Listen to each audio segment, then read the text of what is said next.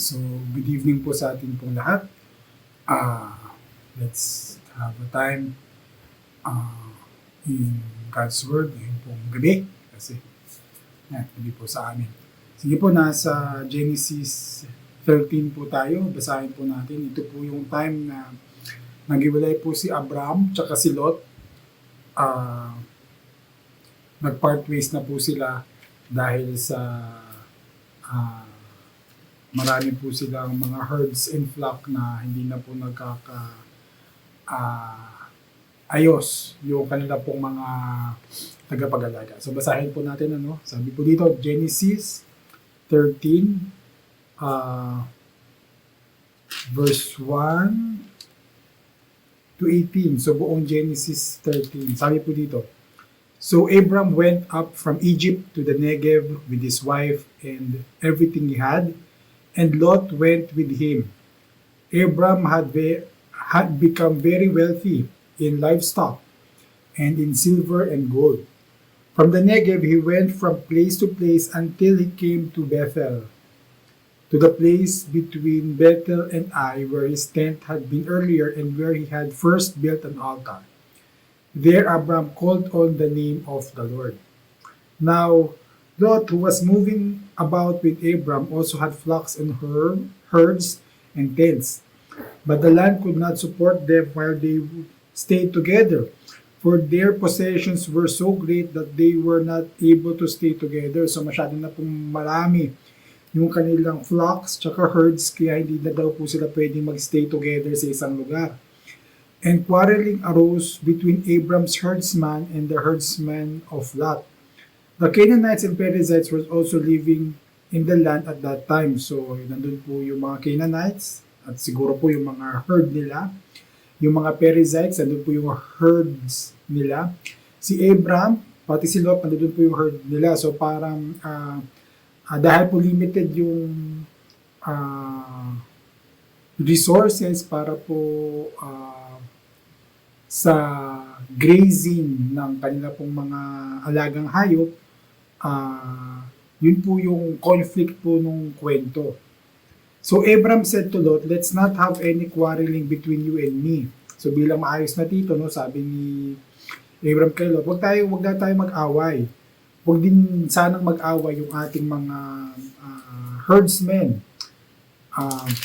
For we are brothers. So dahil sila yung magkadugo. It is not the whole land before you. Let's part company. If you go to the left, I'll go to the right. If you go to the right, I'll go to the left. So, yun po yung offer ni Abram kay Lot na huwag tayo mag-away, magkapatid tayo, we are related by blood, so technically magtito sila. So, sabi ni Abram, kung pupunta ka sa kanan, punta ako sa kaliwa. Kung pupunta ka sa kaliwa, punta ako sa kanan. Let's mag-split tayo ng maayos. Let's find sa lupa kung paano tayo pwedeng mabuhay ng maayos. Lot looked up and saw that the whole plain of the Jordan was well watered, like the garden of the Lord, like the land of Egypt toward Zoar. This was before the Lord destroyed Sodom and Gomorrah. So Lot chose for himself the whole plain of the Jordan and set out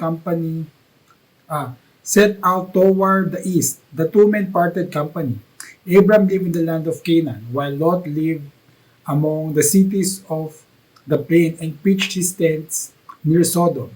Now the men of Sodom were wicked and were sinning greatly against the Lord. So ito po, biglang nag-warning. Kasi si Lot, pinili niya yung sa Sodom, yung malapit sa Sodom and Gomorrah. Tapos, pero merong parang kumbaga may caveat, may konting cambio yung kwento na sa Sodom, wicked ang mga tao at nagkakasala sila greatly sa Panginoon.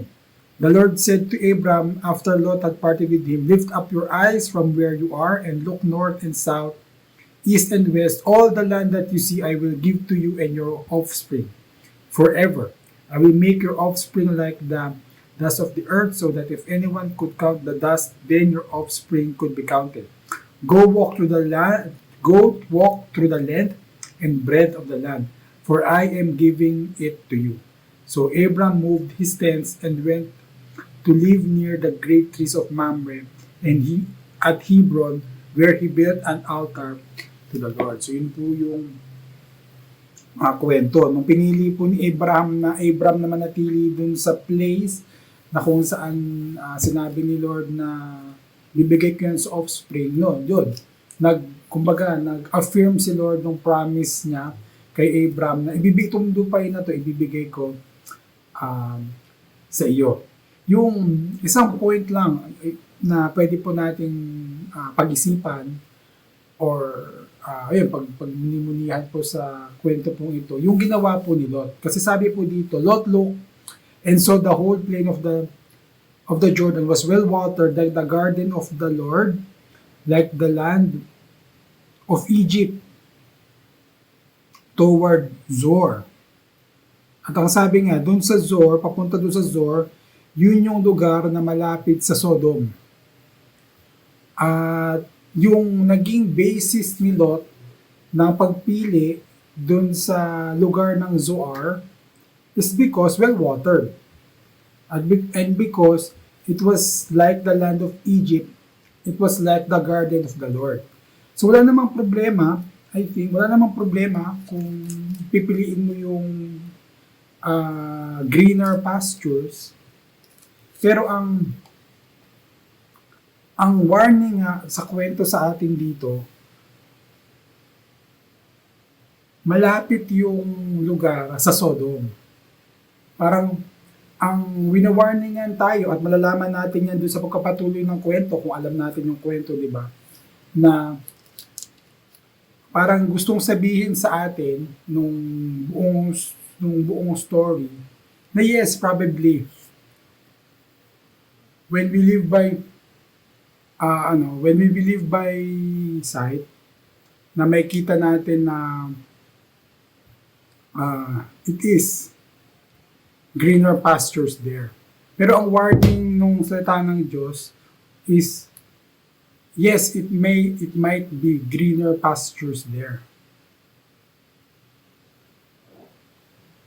Pero kumusta naman ang pamumuhay ng mga tao doon? Kasi it's not always about the greener pastures. It's about living before the Lord and living rightly and living parang righteous before Him. At si Lot, yun nga, nung tumingin siya, sinilip niya yung kalupaan, ang nakita niya, yung green pastures without considering yung spiritual condition ng mga tao dun sa lugar na lalapitan niya. At malalaman natin sa kwento, di ba?